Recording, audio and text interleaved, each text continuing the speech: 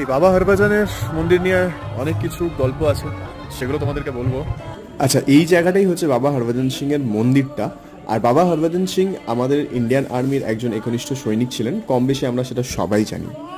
This mandir is totally maintain by Indian government and Indian army. ওখানে প্রসাদ হিসাবে কিশমিশ দেওয়া হয়, আর কোনো কার্পণ্য নেই, যে যত খুশি নিতে পারে। এবার বাবা হরভজন সিং এর বাংকার, মানে যে বাংকারে উনি থাকতেন, সেখানে ঢোকার পালা। প্রচণ্ড ভিড় ঠেলে ভেতরে ঢুকলাম। সেটা একরকম একটা মিউজিয়ামই পরিণত হয়েছে, যেখানে ওনার ব্যবহৃত অনেক জিনিস তোমরা দেখতে পারবে। ওনার স্টিক, ওনার বেড, আরও অনেক কিছু। আর রিসেন্টলি ইন্ডিয়ান গভর্নমেন্ট ওনাকে ক্যাপ্টেন পদে ভূষিত করেছে। এবারে তোমাদের মনে হতে পারে একজন সৈনিক কিভাবে দেবতা হয়ে উঠলেন, কারণ উনি মৃত্যুর পরও নিজের ডিউটি থেকে সরেননি। কারণ ওনার মৃত্যুটা হয়েছিল ডিউটি করতে করতে ল্যান্ডস্লাইডে। ইন্ডিয়ান আর্মির বিশ্বাস যে এখনও ওনার জন্য আমরা অনেক বিপদ থেকে বেঁচে আছি।